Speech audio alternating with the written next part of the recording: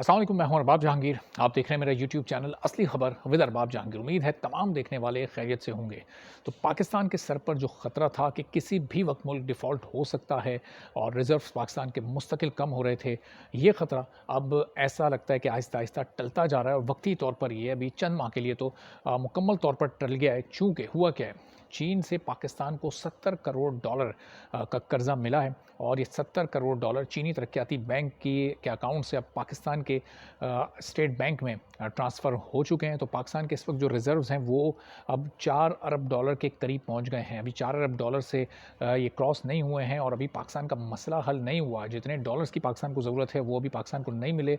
महंगाई का एक नया तूफ़ान इसके बावजूद ये डॉलर्स आ गए। डॉलर की कीमत अब थोड़ी स्टेबल हो जाएगी, थोड़ी नीचे पिछले कुछ दिनों में जा रही है, लेकिन फिर भी 4 दिन बाद महंगाई का एक नया तूफ़ान आने वाला है। पेट्रोल, डीज़ल, बिजली और गैस कितने महंगे होने जा रहे हैं, ये मैं आपको आगे चलकर बताता हूँ। और इसकी वजह यह है कि आईएमएफ के साथ अब पाकिस्तान की डील ऑलमोस्ट फाइनल हो चुकी है।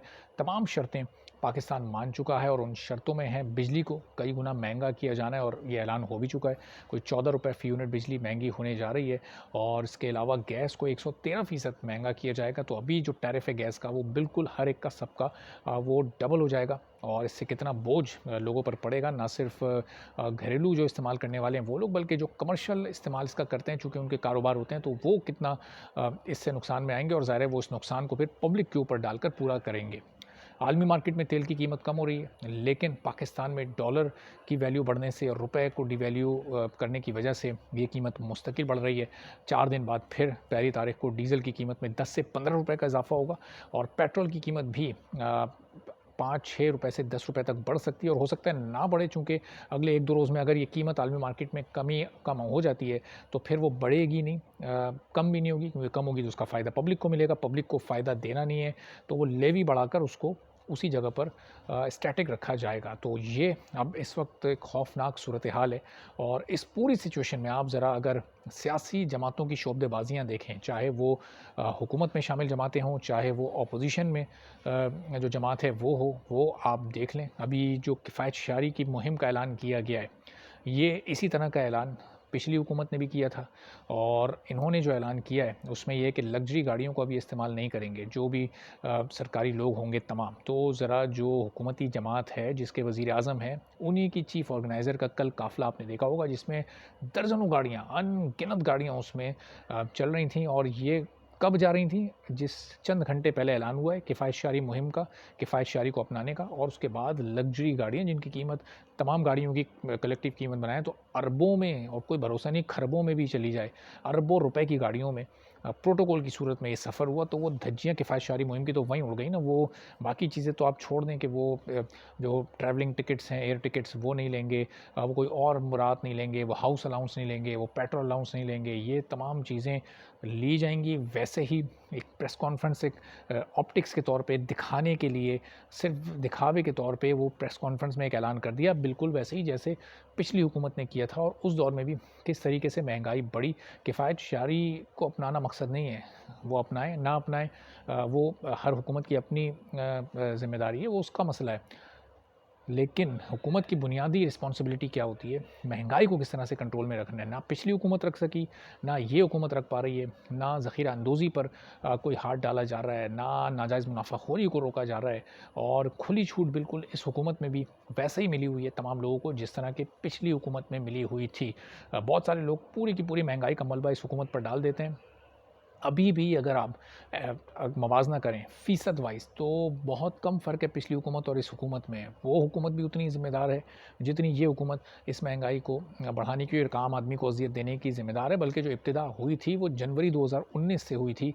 ज़ाहिर है कि इसके लिए आपको माज़ी में ले जाना पड़ेगा, फिर किसी और वीडियो में तफ़सील से बात करेंगे कि ये जो तेज़ी से बढ़ती हुई इस वक्त महंगाई है, इसका नुक़्ता आगाज़ था क्या? कब से इस महंगाई ने एक आम आदमी को मुतासिर करना शुरू किया? बहुत सारे लोग आटा स्कैंडल, चीनी स्कैंडल, दवाओं का स्कैंडल, पेट्रोल का स्कैंडल जिसमें अरबों रुपए कमाए गए उसको भूल चुके हैं। लोगों की मेमोरी बहुत शॉर्ट टर्म होती है। वो स्कैंडल्स अभी इन 8-10 माह में नहीं हुए, जो इन 8-10 माह में हुआ है वो उसकी जितनी मज़म्मत की जाए वो कम है। ये हुकूमत एक नाकाम तरीन हुकूमत है और बिल्कुल एक नाअहल हुकूमत है।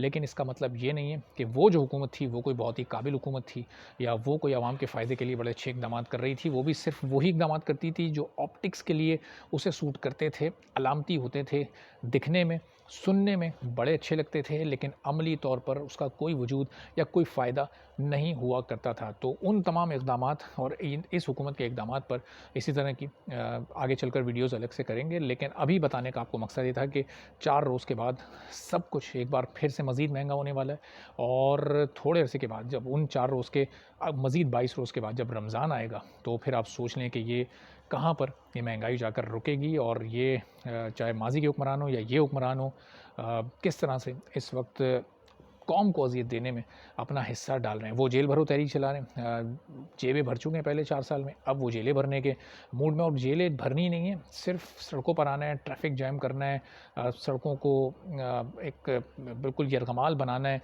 लोगों को अज़ियत देनी है और इस हद तक उनको तंग कर देना है कि वो सारे काम-काज छोड़कर बस घरों में बैठ जाएँ।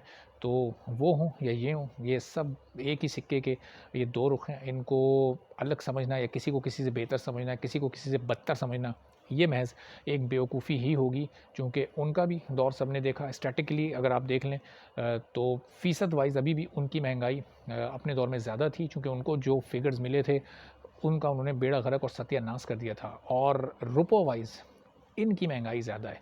तो ये जो रुपए और फ़ीसद का क्या फ़र्क होता है, ये भी अगली किसी वीडियो में आपके सामने डिटेल से शेयर करेंगे और कुछ चीज़ों की कीमत को लेकर शेयर करेंगे ताकि आपको भी समझने में आसानी हो सके। फ़िलहाल बहरहाल अच्छी खबर ये है कि डिफ़ॉल्ट का ख़तरा अब कुछ दिनों के लिए टल गया है, कुछ महीनों के लिए टल गया है और आने वाले दिनों में जब पाकिस्तान को फिर पेमेंट्स करनी होंगी चंद माह के बाद, उस वक़्त फिर ये ख़तरा एक बार फिर पाकिस्तान के सर पर आएगा। बजट के दिनों में ये ख़तरा पाकिस्तान को बड़ा परेशान कर सकता है और अब चलें ये मज़ीद सियासी मामलात फिर अगली किसी वीडियो में डिस्कस करेंगे। चैनल पर नहीं तो चैनल सब्सक्राइब कर लें, बेल आइकन प्रेस कर दें, चूँकि अगले चंद दिन बहुत ज़्यादा इम्पॉर्टेंट हैं और बहुत बड़ी-बड़ी ख़बरें सियासी और माशी मैदान से आने वाली हैं। इजाज़त दीजिए, अल्लाह हाफ़िज़।